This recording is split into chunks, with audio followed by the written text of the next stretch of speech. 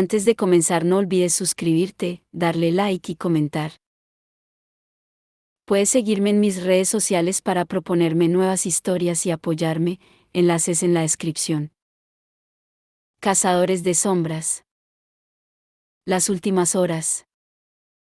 La cadena de hierro. De Cassandra Clare. Capítulo 2. Todo lo que rueda. Y si alguna vez, sobre las gradas de un palacio, sobre el pasto verde de un foso o en la soledad melancólica de tu cuarto te despiertas, la borrachera ya atenuada o desaparecida, pregúntale al viento, a la ola, a la estrella, al pájaro, al reloj, a todo lo que huye, a todo lo que gime, a todo lo que rueda, a todo lo que canta, a todo lo que habla, pregúntale la hora, y el viento, la ola, la estrella, el pájaro y el reloj te contestarán, es la hora de emborracharse. Para no ser el esclavo martirizado por el tiempo, emborráchate, emborráchate sin parar. Con vino, con poesía, con virtud, con lo que quieras. Charles Baudelaire. En Ibres-Bus. Cuidado. Detrás de ti. Gritó Christopher alarmado. James se apartó apresuradamente. Dos licántropos pasaron a toda velocidad al lado de los chicos, enzarzados en una pelea de borrachos, y cayeron al suelo. Thomas colocó su vaso por encima de la cabeza para mantenerlo a salvo de la muchedumbre que no dejaba de darle empujones. James no había tenido muy claro que el Devil's Tavern fuera el mejor sitio para su fiesta, ya que solía ir allí varios días a la semana, pero Matthew había insistido mucho, dando a entender que había organizado algo especial. James echó una mirada al caos y dejó escapar un suspiro silencioso. Me había imaginado una velada más tranquila. Cuando llegaron al principio, las cosas no estaban tan desenfrenadas. La tavern tenía su ambiente habitual, animado y amistoso, y a James le hubiera agradado subir a sus habitaciones privadas, como había hecho tantas veces antes, y relajarse con sus viejos amigos. Matthew, sin embargo, se había subido inmediatamente a una silla y había reclamado la atención de los presentes golpeando un candelabro de metal con su estela. Amigos, esta noche, mi Parabatai, James Jeremiah Jehoshaphat Gerondale, celebra su última noche de soltero. Había gritado. El pub entero había prorrumpido en gritos y felicitaciones. James había saludado con la mano para dar las gracias y dar por finalizada la ovación de buenos deseos, pero parecía que la cosa no había acabado. Subterráneos de todo tipo se acercaron a estrecharle la mano, darle palmadas en la espalda y desearle felicidad. Sorprendido, James se dio cuenta de que conocía a casi todos los presentes, que los conocía, de hecho, desde pequeño y que lo habían visto crecer. Estaba Nisa, la vampira más vieja, de la parte más vieja de esta vieja ciudad, como ella misma siempre decía. Estaban Sid y Sid, los dos hombres lobos que siempre estaban discutiendo sobre cuál de ellos podría ser Sid, y cuál debería ser Sidney. El extraño grupo de trasgos que solo hablaban entre ellos, nunca con los demás, pero de vez en cuando invitaban a bebidas a otros clientes, aparentemente al azar. Estos rodearon a James y exigieron que se acabara el whisky que tenía en la mano para que pudiera beberse el que ellos le habían traído. James estaba realmente emocionado por la expresión de todos estos sentimientos, pero solo le hacían sentirse más inseguro sobre su matrimonio. En un año se habrá acabado, pensó. Si supierais eso, no estaríais celebrándolo.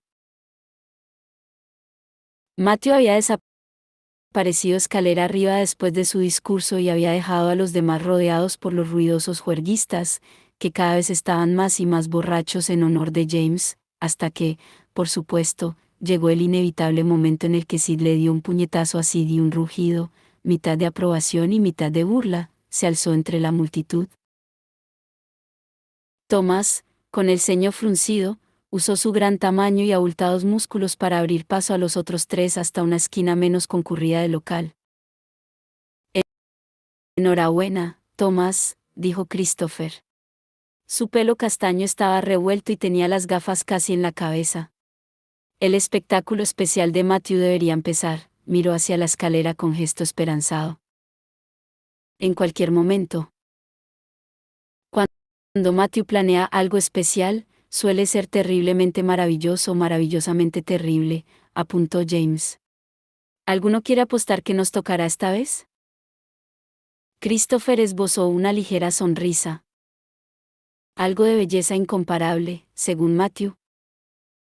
Eso podría ser cualquier cosa, replicó James, que observaba a Pally, la camarera, ir hacia el meollo de la batalla para separar a los SI-10, mientras Pickles, el Kelpie, organizaba apuestas sobre quién sería el ganador. Thomas se descruzó de brazos. Va de una sirena. ¿De una qué? Preguntó James. Una sirena, repitió Thomas. Representando algún tipo de actuación de sirena seductora. Alguna amiga suya del Demimonde, ya sabes, añadió Christopher, que parecía encantado de conocer la palabra Demimonde. Había que reconocer que las frecuentes citas de Matthew con poetas y cortesanas distaban mucho de las tinturas y los tubos de ensayo de Christopher, o la extensa biblioteca de Thomas y sus intensivos regímenes de entrenamiento. Aún así, ambos parecían aliviados de haber contado su secreto. ¿Qué va a hacer?, preguntó James. ¿Y dónde va a hacerlo? Espero que en un gran tanque de agua, contestó Christopher. En cuanto a qué va a hacer, añadió Thomas, será algo bohemio con campanas y castañuelas y velos. Digo yo. Christopher parecía preocupado. No se le mojarán los velos. Será una experiencia inolvidable, siguió Thomas. O eso dice Matthew. Belleza incomparable y todo eso. Conscientemente, James se llevó la mano al brazalete de plata que lucía en la muñeca y pasó los dedos por la superficie de forma automática. Después de tanto tiempo, apenas notaba su presencia. Grace Blackthorne se lo había confiado cuando tenía solo 14 años. Pero a medida que la boda se aproximaba, James había puesto todo su empeño en no pensar en Grace. Un año, pensó James. Tenía que sacarse a Grace de la cabeza durante un año más. Esa era la promesa que se habían hecho el uno al otro. Y también le había prometido a Cordelia que no vería a Grace solo ni a sus espaldas. Si alguien se enteraba, sería una humillación para ella. El mundo tenía que pensar que su matrimonio era de verdad. El pensamiento de seguir adelante con su boda con Cordelia mientras aún llevaba el brazalete lo hizo sentirse incómodo. Se recordó a sí mismo que debía quitárselo al llegar a casa. Sacárselo sería un desaire a Grace, pero dejárselo sería un desaire a Cordelia.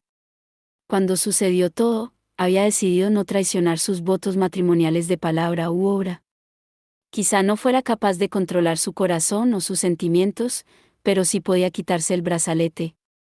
Eso sí estaba a su alcance. En el otro lado de la sala, Pally daba instrucciones a un pequeño equipo de brownies. Habían instalado un escenario en el extremo más alejado de la estancia, en el cual había, efectivamente, un gran tanque de agua. Un par de brownies pusieron candelabros alrededor para lograr una iluminación dramática, y otros se movían por el lugar, apartando a la gente y así hacer espacio para el público. La escalera tembló, Matthew bajó a toda prisa. En la penumbra del bar, el pelo le brillaba con el color de las luces de las velas. Se había quitado la chaqueta e iba en mangas de camisa y con un chaleco de rayas verdes y azules. Saltó por encima de la balaustrada de la escalera y aterrizó en el escenario. De pie, detrás del tanque, levantó las manos pidiendo silencio. Pero el estruendo siguió hasta que el primer Sith levantó sus impresionantes puños por encima de la cabeza. Silencio u os aplasto esas asquerosas cabezas. Gritó. Eso es. Apoyó el otro Sith, parecía que ya habían resuelto sus diferencias. Hubo un pequeño murmullo de quejas, y un licántropo que estaba cerca también gritó. Asquerosas. ¿Bien? Pero, finalmente, la multitud se quedó callada. Espera un momento, susurró James, ¿cómo va a bajar la escalera una sirena? Hubo una pausa, y Christopher, que se había quitado las gafas para limpiarlas, le contestó. ¿Y cómo la has subido?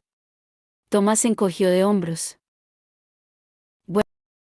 Buenas noches, amigos, gritó Matthew ante un puñado de educados aplausos.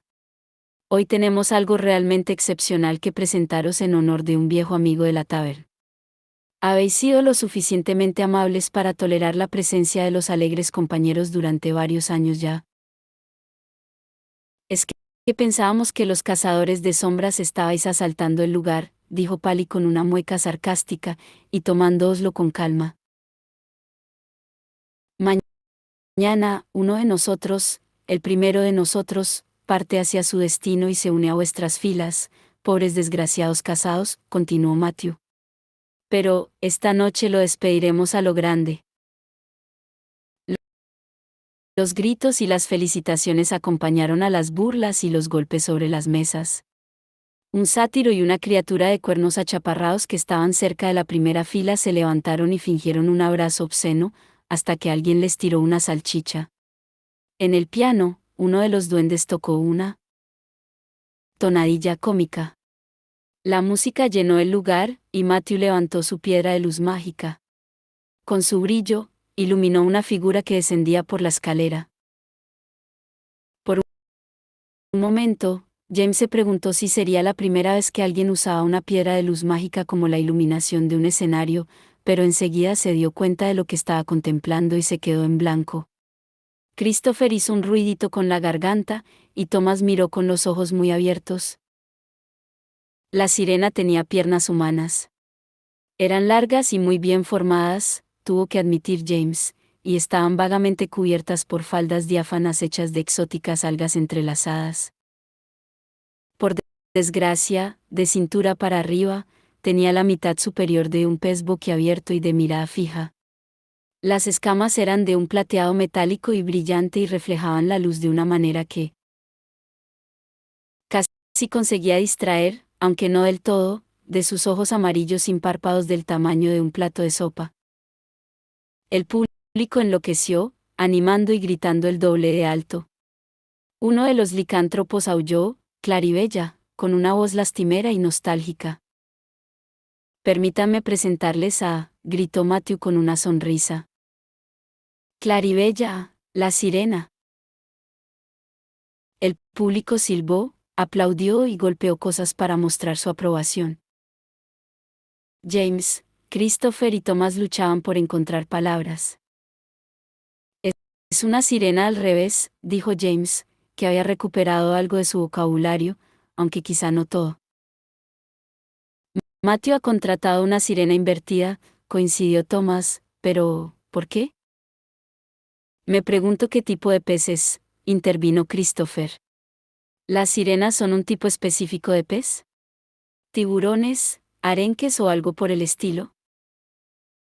Esta mañana he desayunado arenques ahumados, recordó Thomas con tristeza. La sirena invertida empezó a mover las caderas de lado a lado, con la facilidad de una experimentada bailarina de cabaret. Su boca de pez se abría y se cerraba al ritmo de la música. Las pequeñas aletas, una a cada lado del cuerpo, se agitaban.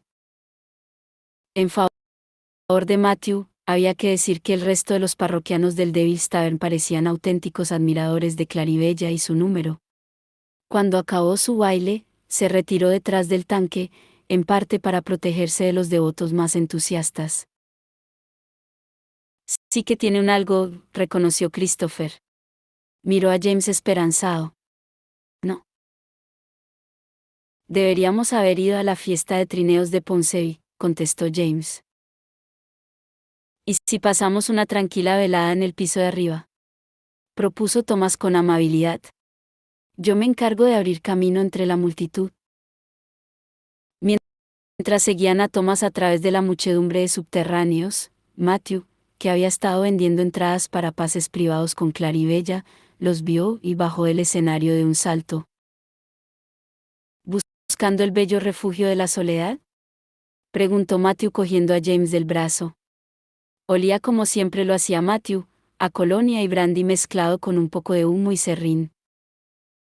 Me voy al piso de arriba con vosotros tres, contestó James. No llamaría eso soledad. Tranquilidad, entonces, dijo Matthew. Tú, novia aún intacta de la tranquilidad, tú, hija adoptiva del silencio y del tardo tiempo, añadió citando a Keats.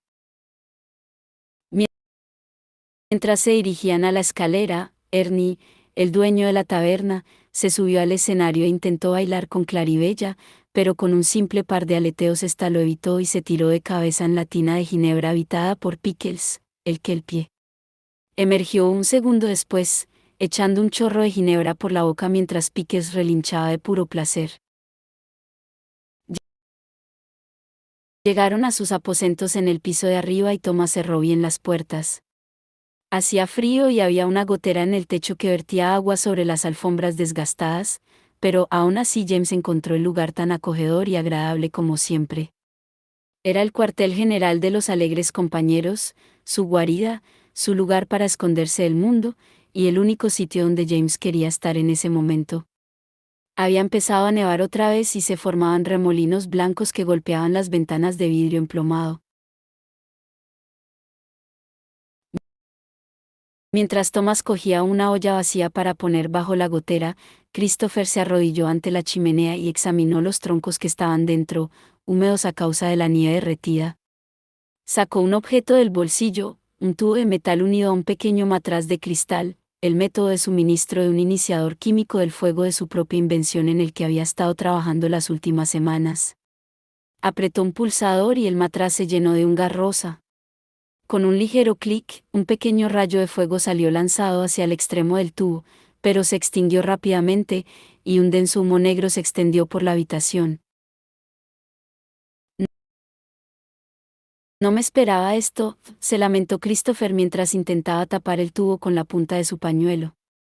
James intercambió una mirada exasperada con Matthew y luego se apresuraron a abrir las ventanas mientras tosían y carraspeaban. Thomas cogió un viejo libro de las estanterías e intentó abanicar el humo hacia la ventana. Abrieron el resto de las ventanas y puertas, y cogieron todo lo que tenían a mano para mover el humo por la habitación hasta que finalmente se disipó, dejando una peste amarga y marcas de hollín diseminadas en todas las superficies. Cerraron las ventanas.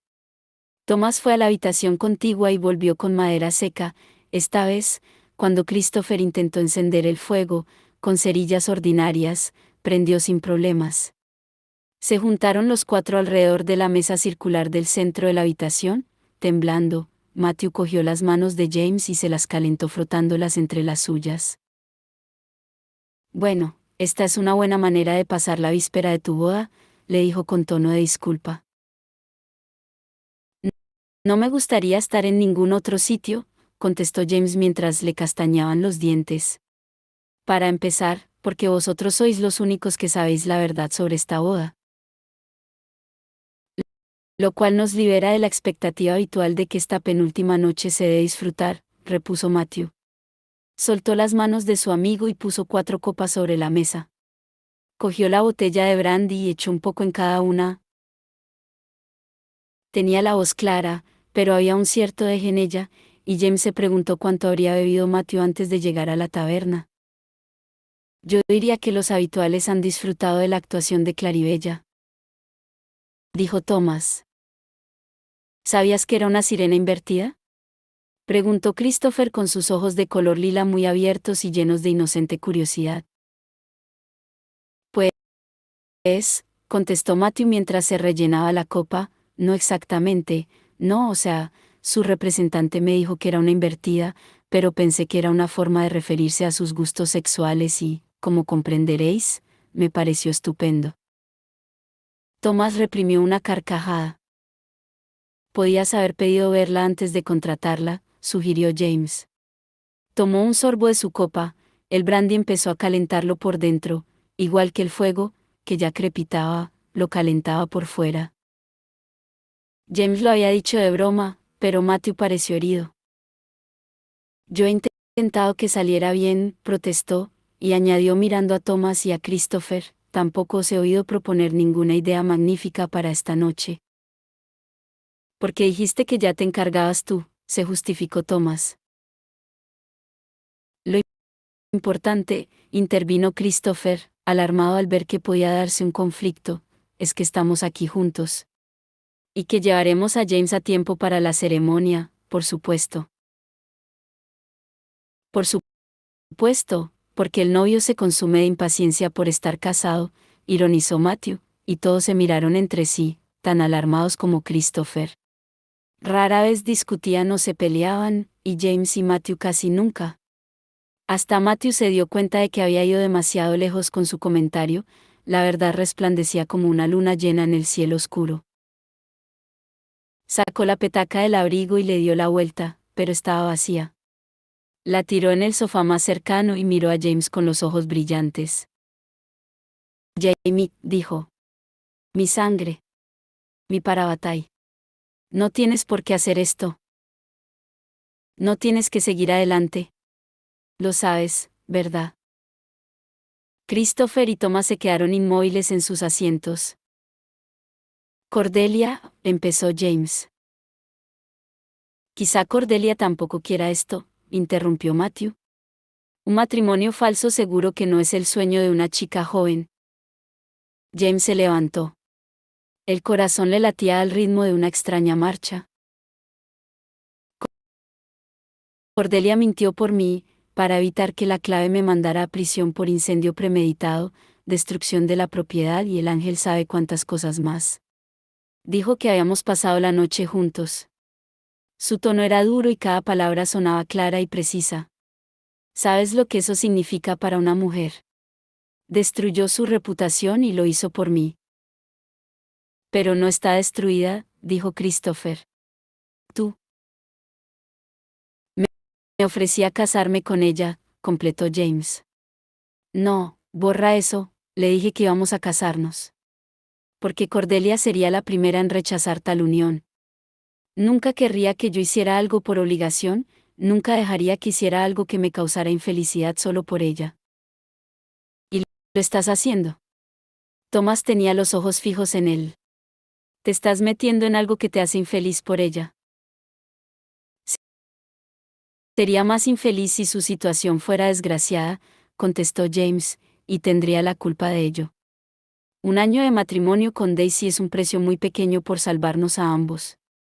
Dejó escapar una exhalación. ¿Os acordáis? Dijimos que sería divertido. Una broma divertida.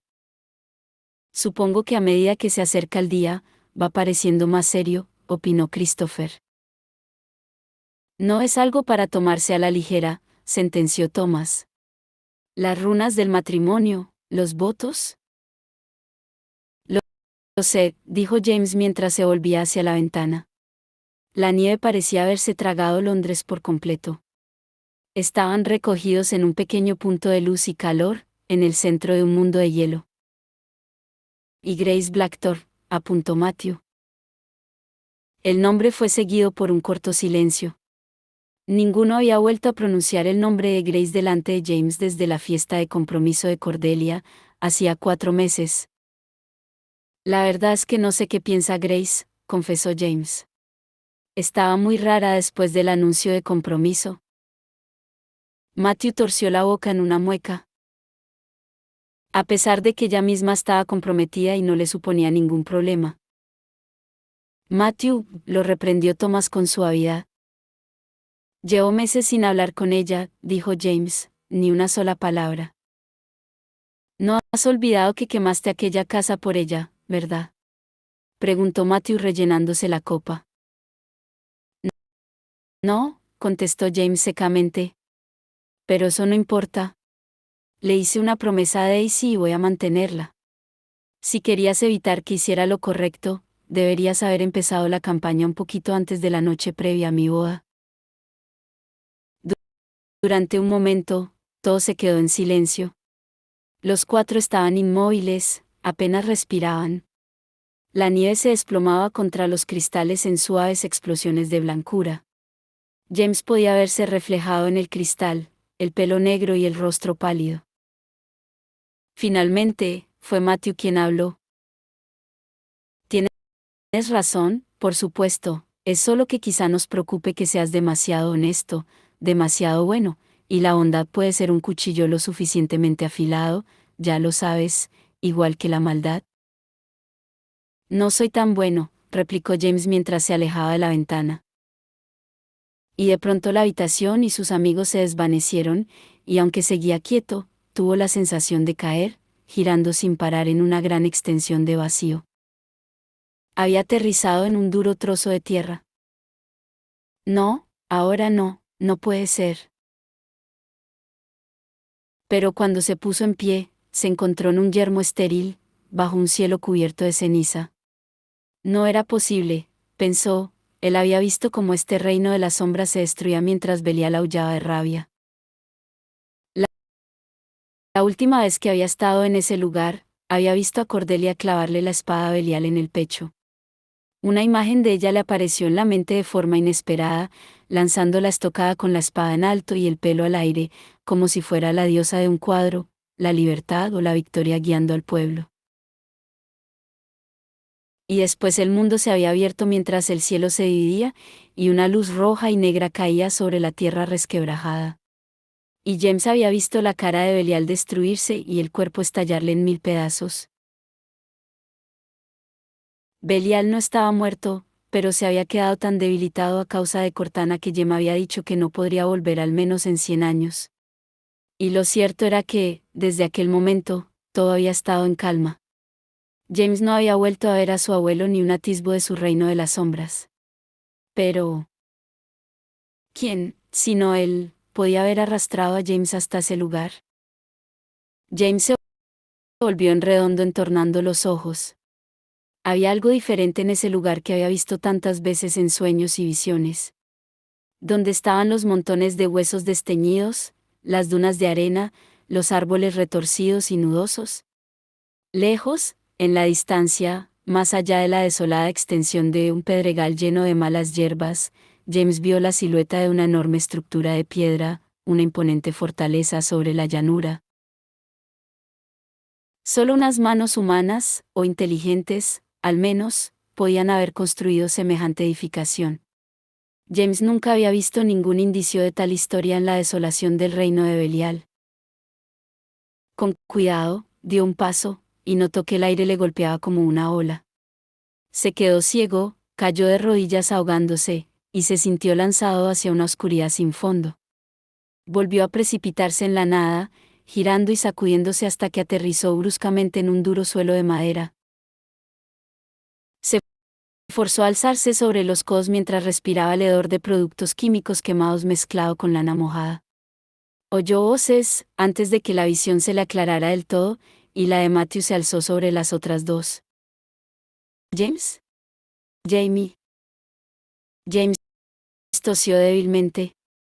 Notaba sabor a sal, se llevó los dedos a la boca y los sacó manchados de negro y rojo. Unas manos lo cogieron por las muñecas, lo levantaron con brusquedad, un brazo le rodeó la espalda. Brandy Colonia. Matthew, pronunció con la boca seca. Agua, pidió Christopher, ¿tenemos algo de agua? Yo ni la toco, dijo Matthew mientras colocaba a James sobre el sofá grande. Se sentó a su lado y lo miró a la cara con tal intensidad que, a pesar de todo, tuvo que reprimir una carcajada. Estoy bien, Matthew, aseguró James. Además, no sé qué esperas descubrir mirándome fijamente dentro del globo ocular. Traigo agua, dijo Thomas, empujando a Christopher en su impaciencia por ofrecerle una taza a James. Tenía las manos tan temblorosas que el primer trago se le fue mitad por la garganta, mitad por la camisa. Christopher le dio palmadas en la espalda hasta que fue capaz de tragar aire, respirar y beber sin atragantarse. Puso la taza vacía en el brazo del sofá. Gracias, Thomas. De repente se vio envuelto en un fiero abrazo de Matthew. Las manos de su amigo se le agarraban fuertes a la espalda y la mejilla fría se apretaba contra la suya. Parecías una sombra, dijo Matthew en voz baja, como si fueras a desaparecer, como si hubiera deseado que te fueras y estuvieras haciéndolo. James se echó hacia atrás y le apartó el pelo de la frente a su amigo. ¿Has deseado que desaparezca?, le preguntó de broma. No. A veces deseo desaparecer yo, contestó Matthew en un susurro, y fue algo muy raro en él, una frase completamente cierta, sin bromas, burlas o humor de ninguna clase.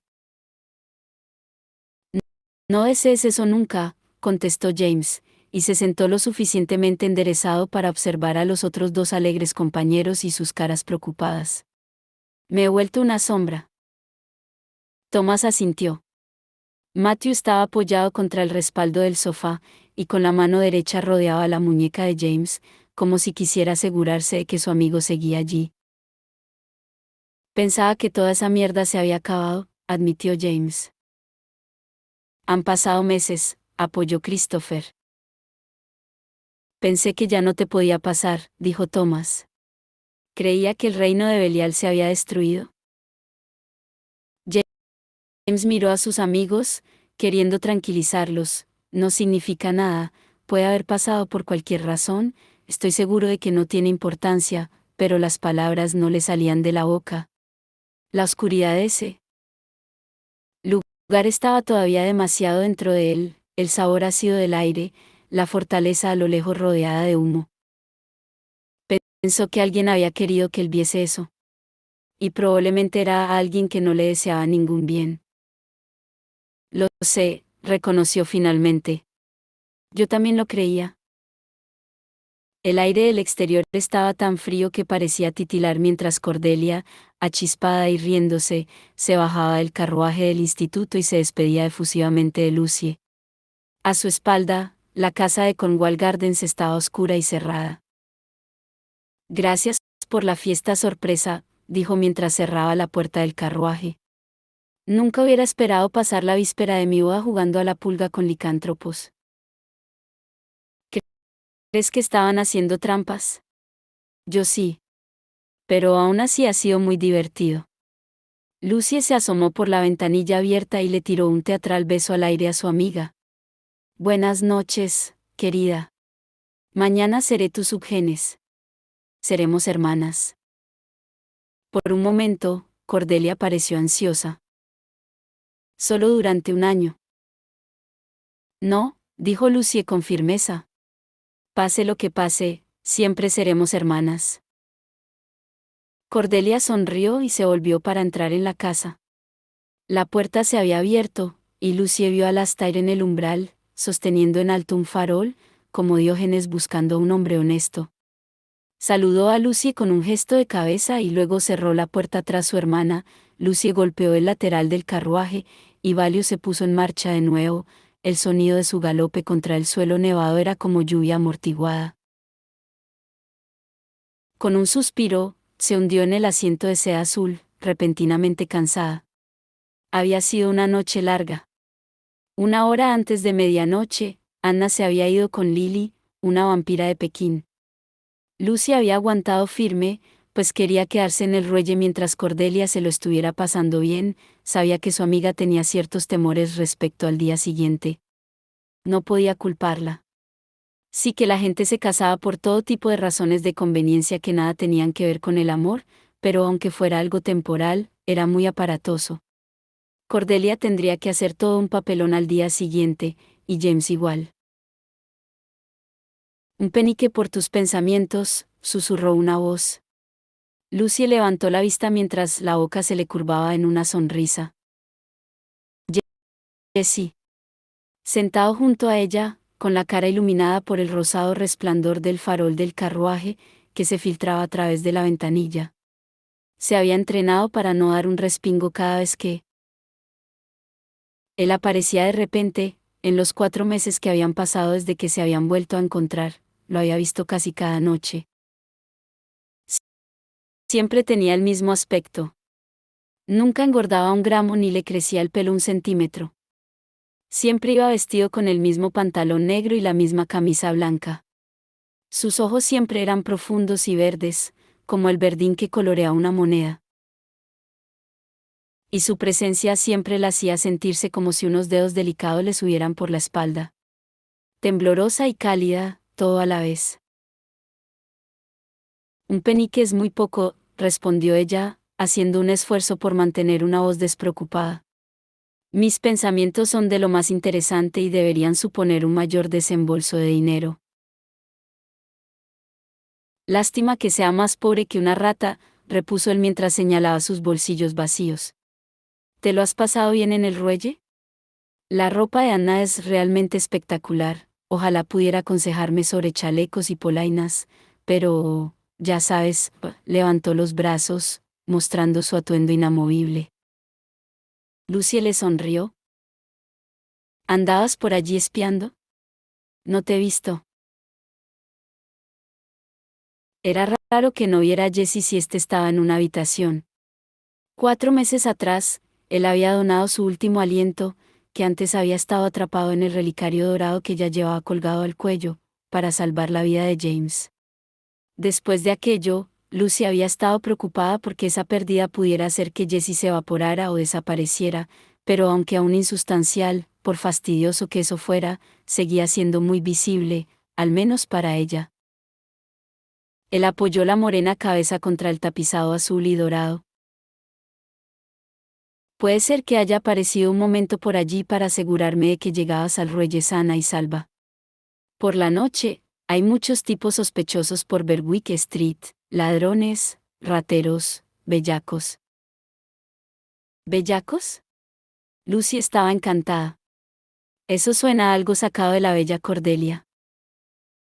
Ahora que lo mencionas, ¿la señaló con un dedo acusador? ¿Cuándo vas a dejarme que lo lea? Lucy dudó. Le había dejado leer algunas de sus novelas anteriores, como Rescatando a la princesa secreta Lucy de su terrible familia, que a él le había divertido mucho, sobre todo el personaje del cruel príncipe James. Pero la bella Cordelia era diferente. La estoy puliendo.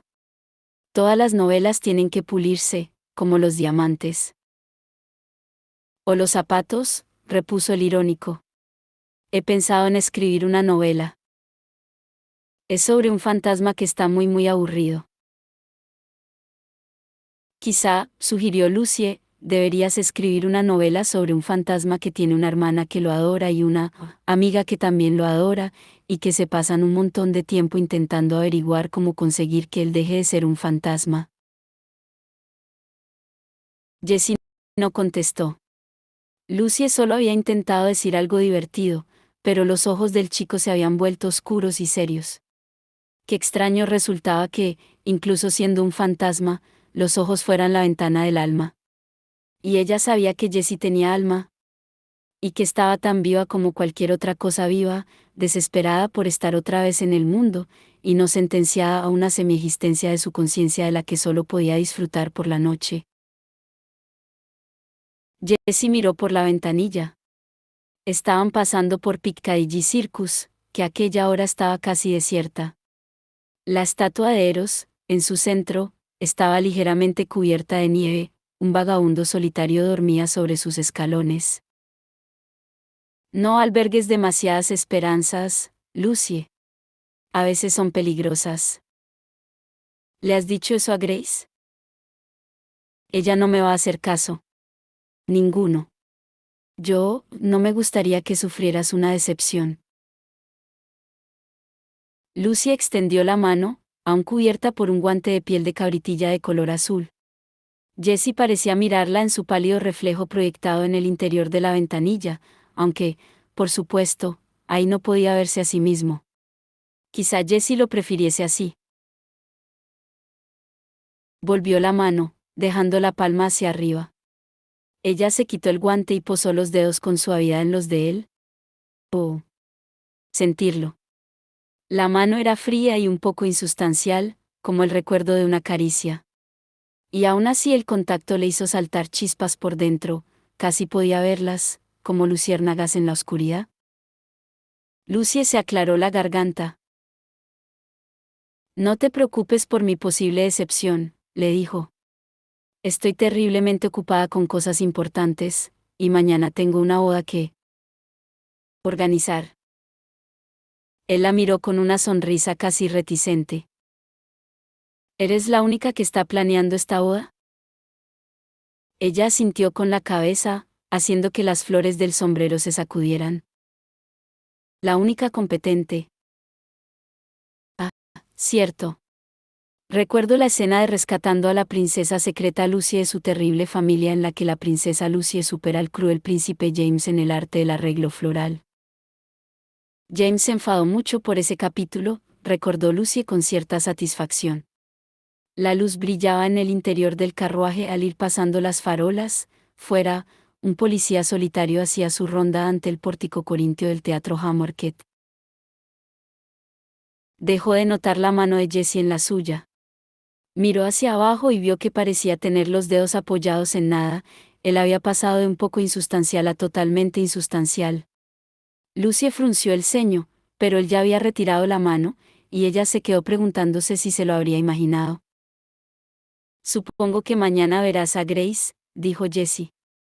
No parece molesta por la boda y aparentemente le desea lo mejor a tu hermano. Lucy no pudo evitar preguntarse si eso sería verdad. Grace era un tema que Jessie y ella solo tocaban muy por encima. Nunca los veía a los dos a la vez, pues Jessie yacía inconsciente durante el día, y a Grace le resultaba difícil escaparse de los Briestock y de Charles durante la noche. Jessie la visitaba a menudo, pero nunca le hablaba a Lucy sobre esas conversaciones. A pesar de que Grace y Lucy colaboraban para salvar a Jessie, hablar sobre cómo estaba en esos momentos les resultaba un tema incómodo. Jessie parecía entender que Grace se había prometido a Charles para que la protegiera de la influencia de Tatiana, y que James y Cordelia fueran a casarse para salvar la reputación de la chica. Hasta parecía pensar que eso era lo correcto. Pero Jessie quería a su hermana con un amor muy protector, y Lucy no quería hablar con él sobre que le preocupaba que Grace le hubiera roto el corazón a James. Sobre todo cuando ella seguía necesitando la ayuda de Grace. Bueno, me alegra oírlo, dijo concisa. Torcieron desde Schulane, y atravesaron la puerta de hierro del instituto para entrar en el patio. La catedral se elevaba ante ellos, oscura e imponente contra el cielo. ¿Cuándo volveré a verte? Inmediatamente deseó no haberlo preguntado. Él siempre aparecía, y pocas veces dejaba pasar más de una noche entre sus encuentros. Ella no debía presionarlo. Jessie sonrió con cierta tristeza. Ojalá pudiera aparecer durante la boda. Es una pena. Me habría gustado verte con tu vestido de subgenes. Parecía las alas de una mariposa. Ella le había mostrado la tela, una seda tornasolada de un color melocotón lavanda iridiscente, pero la sorprendió que él se acordase. Las luces del instituto se estaban encendiendo. Lucy sabía que sus padres saldrían en breve a recibirla. Se apartó de Jessie, y se inclinó para recoger su guante, mientras la puerta del instituto se abría, dejando escapar la cálida luz amarilla que iluminó las baldosas del patio. Tal vez mañana por la noche, empezó a decir ella, pero Jessie ya no estaba. Grace, 1893 a 1896. Hacía mucho tiempo, ella había sido otra persona, lo recuerda muchas veces. Una niña distinta, aunque tenía las mismas muñecas huesudas y el mismo pelo de un rubio casi blanco. Cuando aún era pequeña, sus padres la sentaron y le explicaron que ella y ellos, y todas las personas que conocían, no eran gente corriente, sino descendientes de ángeles. Nefilim, seres que habían jurado proteger el mundo de los monstruos que lo amenazaban. La niña tenía un dibujo de un ojo en el dorso de la mano, desde que tenía memoria. Sus padres se lo habían puesto allí, la marcaba como una de las cazadoras de sombras y le permitía ver a los monstruos, que eran invisibles para los demás. Lo normal sería que pudiera recordar la cara de sus padres y la casa en la que vivían. En aquel momento tenía 7 años, debería ser capaz de recordar cómo se había sentido en la habitación de piedra en Alacante, cuando un montón de adultos a los que no conocía le dijeron que sus padres habían muerto. Pero aquel momento fue el final de sus sentimientos. La niña que había sido antes de entrar en aquella habitación de piedra se había ido para siempre. Al principio, la niña pensó que la mandarían a vivir con otros miembros de su familia, aunque sus padres se habían distanciado de todos ellos y ella no los conocía. Pero la acabaron mandando a vivir con otra persona igualmente desconocida pero totalmente diferente. De repente, era una Blackthorn. Un carruaje de marfil tan negro y brillante como un piano fue a recogerla, la llevó a través de los campos veraniegos de Idris, hasta el límite del bosque de Broselín y a través de unas verjas de hierro de una filigrana elaborada. Así llegó a la mansión Blackthorn, su nuevo hogar. Para la niña debió de ser una impresión pasar de vivir en una modesta casa en la parte baja de Alacante al caserón ancestral de una de las familias más antiguas de cazadores de sombras. Pero esa impresión, y de hecho la mayoría de los recuerdos de la casa de Alacante, se había ido, igual que otras muchas cosas. Su nueva madre era rara. Al principio era amable, casi demasiado. Solía agarrar a la niña por la cintura, de repente, y abrazarla con fuerza. Nunca pensé que tendría una hija, le murmuraba en un tono maravillado, como si se lo estuviera diciendo a alguien que estaba en la habitación, pero que la niña no podía ver. Y encima una que viene con un nombre tan bonito. Grace. Grace. Pero Tatiana Blackthorn también era rara de formas más inquietantes. No se molestaba en mantener la casa de Idris o evitar que se fuera deteriorando, la única sirvienta era una silenciosa doncella de rostro avinagrado a la que Grace veía en raras ocasiones.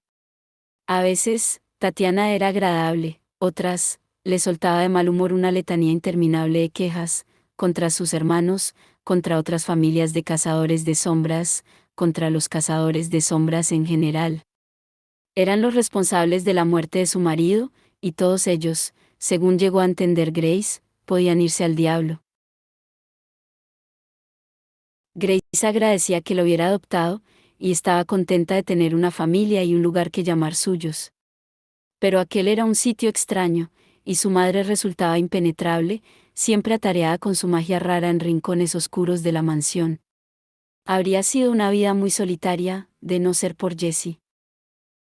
Él era 7 años mayor que ella, y estaba encantado de tener una hermana. Era tranquilo y amable, leía para ella y la ayudaba a hacer coronas de flores en el jardín. Grace notaba que el rostro se le volvía inexpresivo cuando su madre comenzaba con el tema de sus enemigos y la venganza que planeaba para ellos. Si había algo en el mundo que Tatiana Blackthorn amase, era Jessie. Con Grace solía ser crítica, y muy suelta con los bofetones y los pellizcos, pero a Jessie jamás le levantó la mano. Grace se preguntaba si eso se debía a que era un chico o a que era hijo natural de Tatiana, mientras que ella no era más que una pupila a la que habían acogido. Pero la respuesta no era importante. A Grace no le hacía falta el amor de su madre, si tenía a Jessie. Fue un compañero cuando más lo necesitaba, y con la diferencia de edad, para ella era casi un adulto. Tenerse el uno al otro para hacerse compañía era algo bueno, ya que rara vez salían de los terrenos de la mansión, excepto cuando acompañaban a su madre a sus breves viajes a Chiswick House, una vasta finca de piedra en Inglaterra que Tatiana había conseguido quitarles a sus hermanos hacía 25 años y que guardaba celosamente. Aunque la casa estaba cerca de Londres, con lo cual era una propiedad valiosa, Tatiana parecía determinada a ver cómo también se iba pudriendo. Grace siempre se sentía aliviada al volver a Idris. No era que la cercanía de Londres le recordara su antigua vida, que ya se había convertido en sombras y sueños, pero sí le recordaba que tenía un pasado, que había existido un tiempo antes de pertenecer a Jessie, a Tatiana y a la mansión Blackthorn. ¿Y de qué le servía eso? Un día, Grace oyó un extraño ruido sordo que venía de la habitación que estaba sobre la suya. Fue a investigar, más curiosa que preocupada, y descubrió que el origen del ruido era, sorprendentemente, Jessie, que se había montado una galería de lanzamiento de cuchillos con algunos fardos de paja y una tela de arpillera en una de las espaciosas habitaciones de techo alto del piso superior de la mansión. Seguramente los anteriores inquilinos las habrían usado como salas de entrenamiento, pero su madre se refería a ellas como los salones de baile. ¿Qué estás haciendo?, preguntó Grace escandalizada. Sabes que no debemos fingir que somos cazadores de sombras. Jessie fue a recuperar un cuchillo de uno de los fardos de paja. Grace no pudo evitar darse cuenta de la buena puntería de su hermano. No se trata de fingir, Grace. Somos cazadores de sombras. Por nacimiento, según dice mamá, apuntó ella precavida, pero no por elección. Ella dice que los cazadores de sombras son unos brutos y unos asesinos. Y nosotros no podemos entrenar. Su hermano se preparó para volver a lanzar el cuchillo.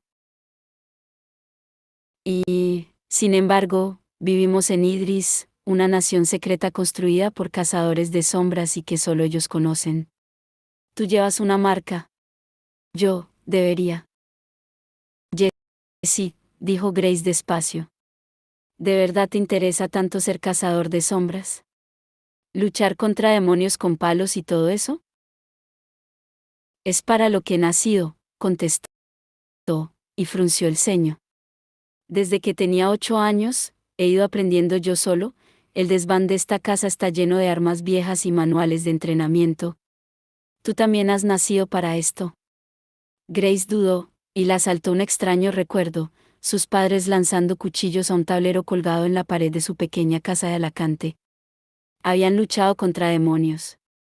Así era como habían vivido y así era como habían muerto. Probablemente, todo eso no era ninguna tontería, como Tatiana decía. Seguro que no era una vida sin sentido. Jessie vio su extraña expresión, pero no la presionó para que le contara lo que estaba pensando, sino que siguió con sus argumentos. ¿Qué pasa si un día nos atacan unos demonios? Alguien tendría que proteger a nuestra familia.